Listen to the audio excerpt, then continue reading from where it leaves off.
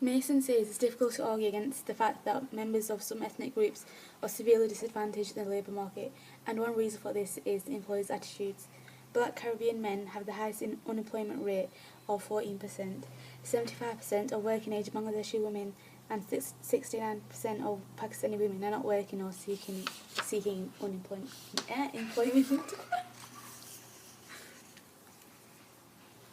Butler, stereotype of Asian women as meek and passive is not true of second-generation Asian women.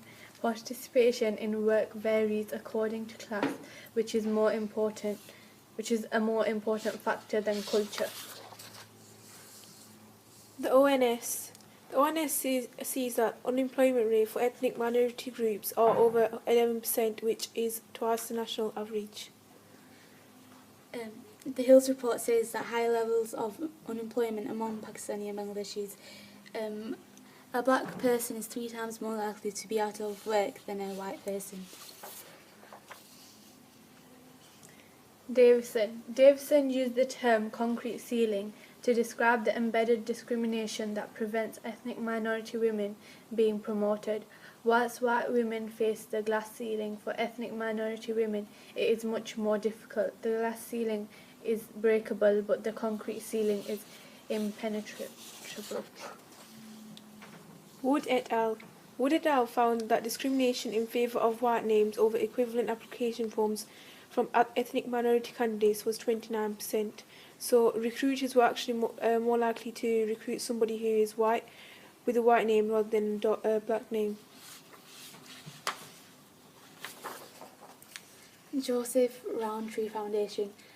Men from ethnic minorities in managerial and professional jobs earn up to 25% less than their white colleagues. White men are paid on average of £1.80 an hour more.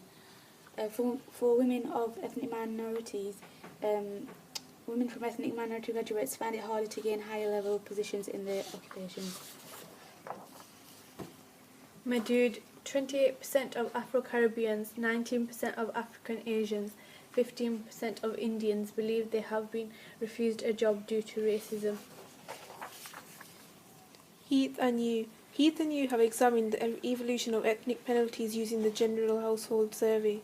For men, they found that first-generation Black, Indian and Pakistani migrants faced significant penalties in terms of access to managerial jobs in the 1970s. Since then, while subsequent generations have invested heavily in increasing their skills, direct labour market discrimination still exists.